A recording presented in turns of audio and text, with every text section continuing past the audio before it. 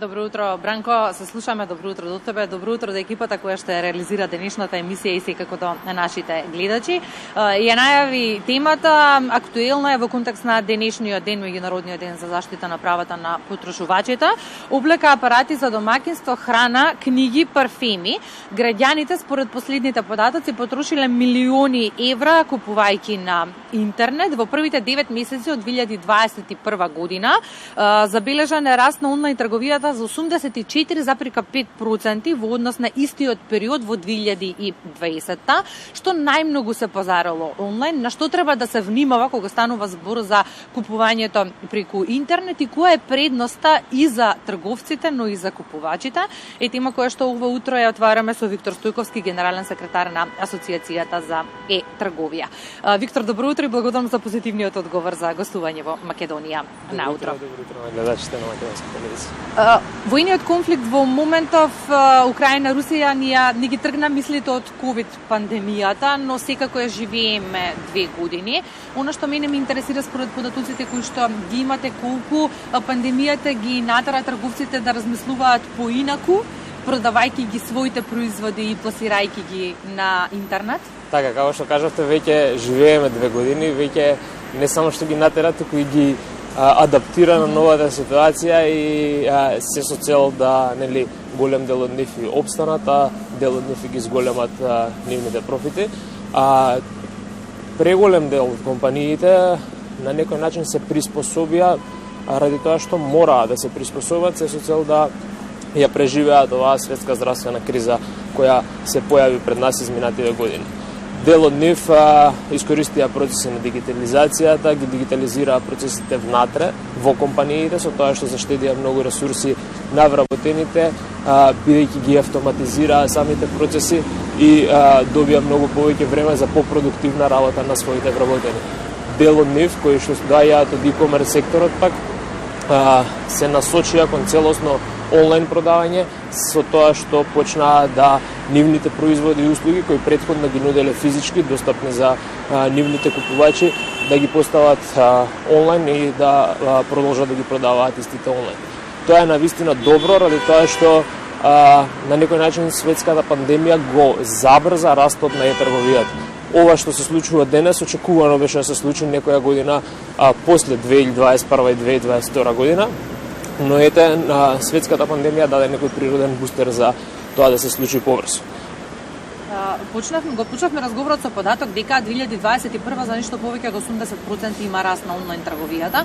Што значи тоа во бројки, колку пари или колку граѓаните купувале онлайн и од друга страна дали повеќе се купувало од домашни или од странски онлайн продавници? Така, многу е интересен податокот, бидејќи кога ќе го кажеме обемот на потрошени средства, всушност ја добиваме реалната слика колку е-трговијата има сериозен удел во целата економија. Зошто? Ради тоа што со е-трговија, ако земеме споредба на 2020 со првиот со само 3 квартали, односно до септември 2021 година, ќе забележиме дека ако во 2020 се потрошили 230 милиони евра во текот на целата година, во 2021 првите 9 месеци се потрошиле нешто повеќе од 270 милиони.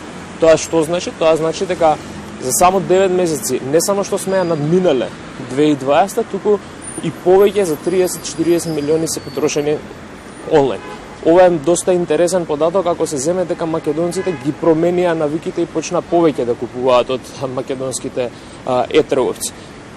Резултат на тоа секако има и светската пандемија, бидејќи нели како што кажавме, нема патувања, така авионските карти се намалени. Намалени се онлайн резервациите на смештај, на хотели, доколку се патува надвор.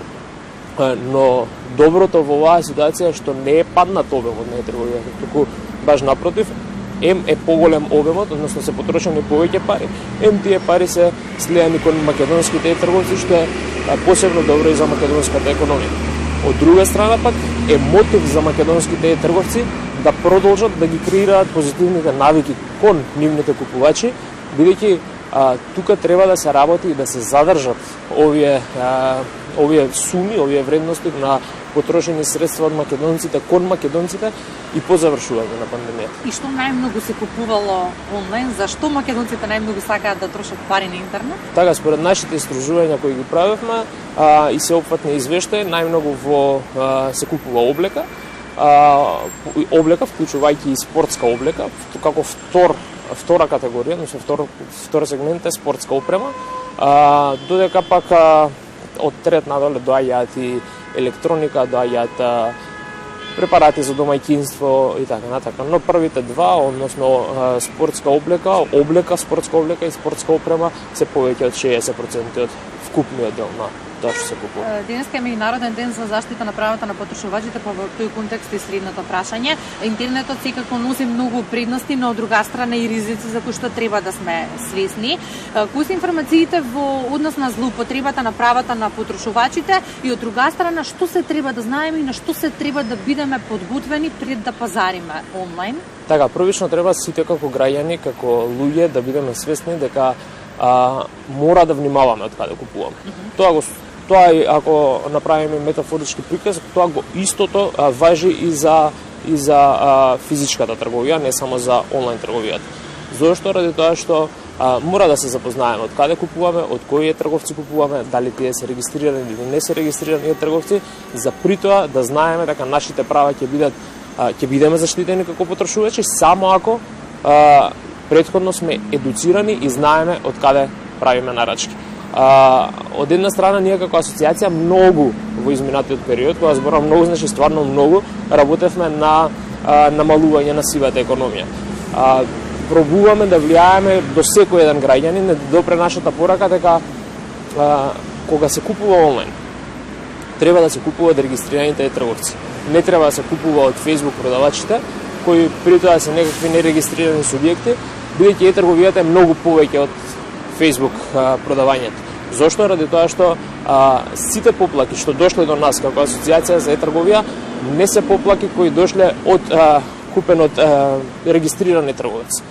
Тоа значи трговец кој ги исполнува сите законски услови за работа, има имплементирано платежен процесор, може да се плати онлайн, има информации, контакт податоци за самиот трговец во рамки на страната за да знае потрошувачот и да се информира од каде нарачува. Не доаѓаат поплаките од такви правни субјекти, доаѓаат најчесто од Facebook продавниците, односно Facebook продавачите, кои што после одреден период ќе се нарача една роба, ќе стигне друга роба, па после не може да ги добиват купувачите назад Facebook продавачите и тука доаѓа до едно несакано действие на кое што во принцип во нашата држава се темели и се креира сликата за трговија. Тоа не е така, бидејќи законот за заштита на потрошувачите навистина на страната на потрошувачите и ги штити потрошувачите, бидејќи потрошувачите може и да ги заменат своите продукти доколку не се задоволни од нив.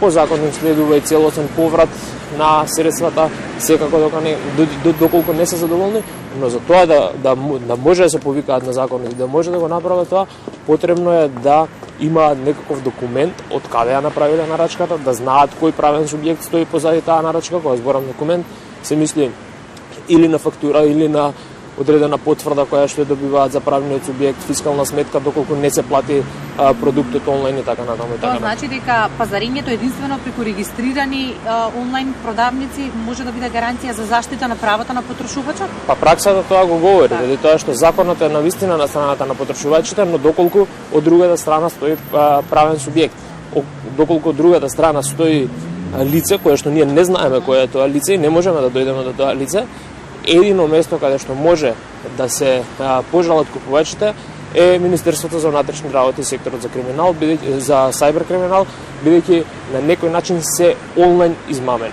И некаде пред крајот на разговорот, зошто за онлайн шопингот или да речеме со една препорака и за трговците, но и за оние кои што се двоумат да ги дадат своите пари на интернет купување? Живееме многу брзо време. 21 век е каде што се ни е достапно на дланка. Доаѓаме до позитивен податок е дека и повозрастните луѓе купуваат онлайн.